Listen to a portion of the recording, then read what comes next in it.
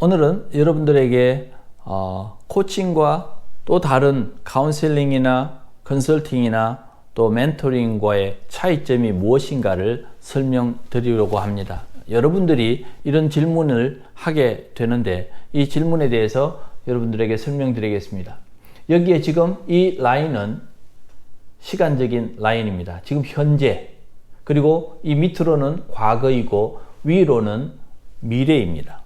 그렇다면 지금 현재 시점에서 과거에 일어났던 나의 좋지 않은 경험들이 나를 발목을 잡고 있거나 내 성장에 문제를 가지고 있는 부분들을 주로 이야기하고 또 이런 부분들을 해결하기 위한 노력들을 하는 것이 바로 상담입니다. 카운셀링입니다. 그래서 보통 이런 표현을 쓰죠. 나에게 안 좋은 트라우마가 있어서 지난 과거의 기억 속의 경험들이 나를 어렵게 만드는, 그래서 정신적으로 힘들거나 또 혹은 사고를 당해서 어려움을 당했던 그 사람들이 현재 더 건강한 상태로 다시 성장할 수 있는 그런 부분들을 끌어올리기 위해서는 상담이 필요합니다. 그러면 멘토링은 무엇인가?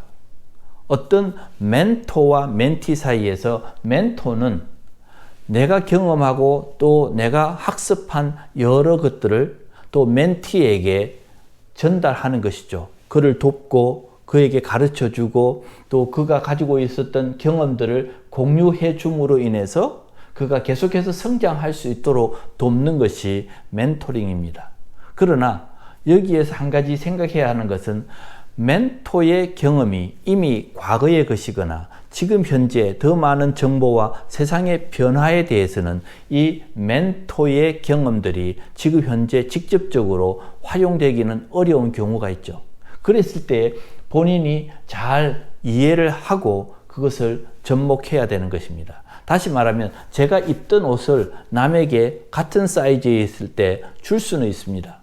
그러나 그것이 자기의 디자인이나 자기의 색감이나 나하고 맞을 수 있어야 하는 것인데, 만약에 그렇지 않다면 이것은 시간적인 것은 빠를 수 있겠지만 내가 잘 접목해서 내 것으로 만들어내어야 되는 그런 시간이 필요한 것이죠.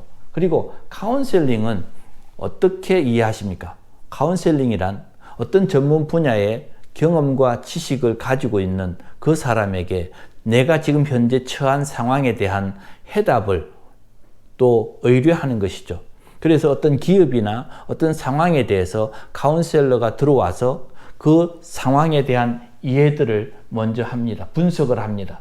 그 회사나 혹은 그 개인에 대한 상황을 충분히 듣고 난 이후에 내가 가지고 있는 지식과 경험을 통해서 그에게 새로운 방향을 제시해 주는 것이죠. 이렇게 새로운 방향을 제시해 주었을 때에 그것을 실행하는 것은 내가 실행을 해야 하는 것입니다. 그래서 컨설턴트가 나에게 와서 나에게 어떤 컨설팅을 해 주었을 때에 그의 생각을 내가 제안을 받는 것이죠. 그래서 그것이 나에게 적합한지를 생각해서 내가 그것을 실행함으로 훨씬 더 방향이나 또 혹은 절차를 빠르게 숙지해 나갈 수 있는 그의 경험들을 내가 사왔기 때문에 그렇습니다. 그럼 코칭은 무엇인가? 여러분 보시는 대로 여기 타임라인에서 이미 과거는 없이 미래를 향하고 있지 않습니까? 코칭의 대부분의 것은 지금 현재 건강한 사람이 앞으로 더 나은 발전을 위해서 성장하기 위한 자기 노력이 있는 사람에게 좋은 것이 바로 코칭입니다. 그래서 코칭은 질문을 하고 대화의 프로세스를 통해서 그가 행동에 대한 결단을 하고 어떤 행위들을 계속해 나갈 때에 그는 조금씩 발전하게 되는 것이고, 어느 획기적인 상황이 왔을 때는 큰 변화가 일어나게 되는 것입니다. 그러다 보니까 이 코칭은 지금 현재 어떤 상태에 있어서 스스로 일어서기에 힘든 상태에서는 코칭을 받기가 어렵습니다.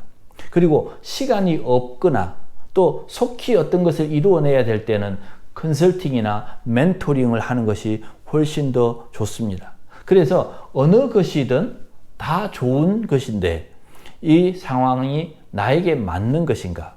지금 현재 내가 심적으로 많은 어려움을 가지고 있다라고 생각한다면 그 문제를 먼저 해결하고 코칭을 받아야 되겠죠. 그래서 코칭은 건강하고 자기 개발을 원하는 그런 분들이 더 적극적으로 자기 발전을 위해서 받을 수 있을 때 가장 좋은 기술이고 또 과정입니다. 여러분들에게 어떤 상태에 있든지 다 좋은 것이기 때문에 여러분들의 형편에 따라서 이것을 결정하면 되겠습니다. 또 하나는 보통 사람들이 묻습니다. 코칭과 제자 훈련은 어떤 관계가 있습니까? 코칭으로 제자 훈련을 할 수 있습니까? 그리고 코칭과 트레이닝은 어떤 관계가 있습니까? 이런 질문들을 종종 하게 됩니다. 말씀드린 대로 코칭은 자기 발전을 원하는 사람, 그리고 코치가 가르쳐주고 끌어가는 것이 아니기 때문에 그 스스로가 뭔가를 계속해서 개발을 해내야 하는 것입니다. 그런데 제자 훈련은 우리가 아는 대로 예수님께서 그들을 멘토링도 하셨고 코칭도 하셨습니다. 질문을 통해서 스스로 깨닫게 하시고 또 어떤 과정에 있어서는 좀 더 가서 기도해라. 네가 지금 현재로서는 할 수 없지만 앞으로는 할 수 있을 것이다. 격려하시면서 그들을 끌어갔습니다. 코칭의 기술이 제자 훈련에 사용될 수는 있겠지만 코칭이 제자 훈련이다? 그렇지 않습니다. 제자 훈련은 어떤 하나님의 목적에 따라서 그가 영적인 성장을 계속해 가야 하는데 거기에 코칭의 가치와 코칭의 기술이 함께 갈 수는 있습니다. 그런데 코칭을 하기 때문에 제자 훈련을 한다? 지속적으로 계속 한다면 이렇게 가르치는 일이나 또 훈련을 통해서 할 수는 있겠죠. 이 두 가지를 극단적으로 비교해서 이야기하라고 한다면 코칭의 기술을 통해서 제자 훈련을 더 효과적으로 할 수 있습니다. 예수님이 그렇게 하셨기 때문에 그렇습니다. 두 번째로 코칭과 트레이닝은 무엇인가? 말 그대로 여러분 혹시 아시는지 모르지만 트레인이라고 하는 이 트레인이라고 하는 것은 어떤 선로에 따라서 열차가 이렇게 가는 것이죠.